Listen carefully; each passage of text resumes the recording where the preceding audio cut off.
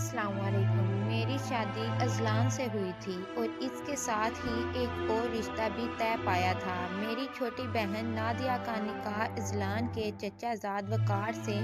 वकार medical university में था। रुखसती 2 साल बाद रख दी गई थी क्योंकि वो आखिरी साल में था। दोनों खानदान खुशहाल थे और गांव की जरखेज ज़मीनें और आबाई रवायतें हमारे रिश्तों को मजबूती देती थी। बाबा जान के पास शहर में 2 फैक्ट्रियां थीं जिनकी निगरानी वो वकार को देते थे ताकि वो पढ़ाई के साथ साथ अमली दुनिया भी देखे। बाबा इसे हमेशा कहते, बेटा अमानत को अमानत समझ कर चलाना, ज़रूरत के मुताबिक खर्च करो, बाकी जमा करना। बाबा का एतमाद इस पर बेहद था, शायद ज़रूरत से ज़्यादा।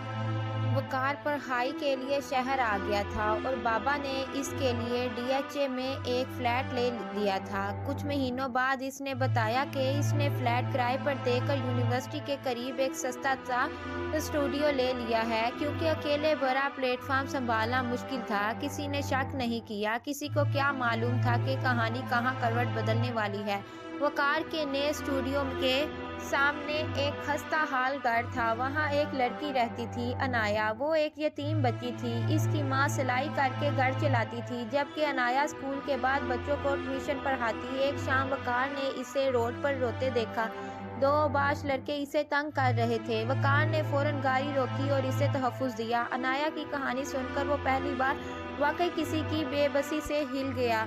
चंद दिन गुजरे और वो लड़की वकार के लिए हमदर्दी से भरकर कुछ बनने लगी। वो इसकी माँ की दवादारी करता, घर का सामान लाता, बिल भर देता। और एक दिन अनाया की माँ ने रोते हुए कहा, बेटा तुम फरिश्ता हो, मेरी बेटी की किस्मत में खुशी लिख दो, इसे अपनी जिम्मेदारी बना लो। वकार का दिल कमज़ोर था। हमदर्दी मोहब्बत में बदल गई और मोहब्बत ने वालिदैन से छुपकर निकाह का फैसला कर लिया। बगैर किसी को बताए वकार ने एक मस्जिद में चंद गवाहों की मौजूदगी में अनाया से निकाह कर लिया। इधर गांव में नादिया वकार के नाम की मेहंदी लगाए बैठी थी। वो इस पर अंधा एतमाद रखती थी। हर कॉल हर मैसेज में इसे अपने मुस्तकबिल की खूबसूरत तस्वीर दिखाता था। मगर इसे क्या इल्म था कि शहर में वकार की असल जिंदगी बिल्कुल अलग थी।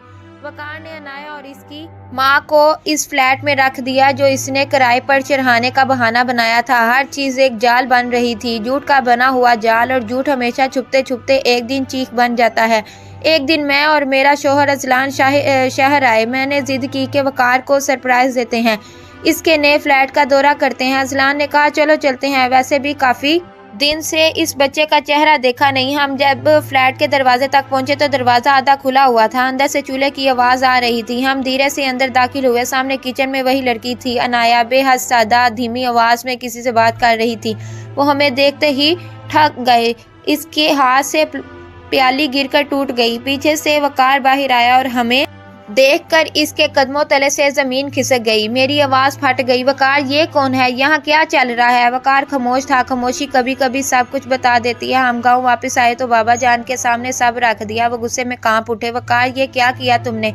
बाबा मैं इन्हें छोड़ नहीं सकता था, वो बेसहारा थी। बाबा चीखे, तुमने हमदर्दी के नाम पर अपनी मंगेतर, अपने घर, अपने वालिदैन सबको धोखा दिया है। नादिया को जब पता चला तो वो टूटकर जमीन पर बैठ गई।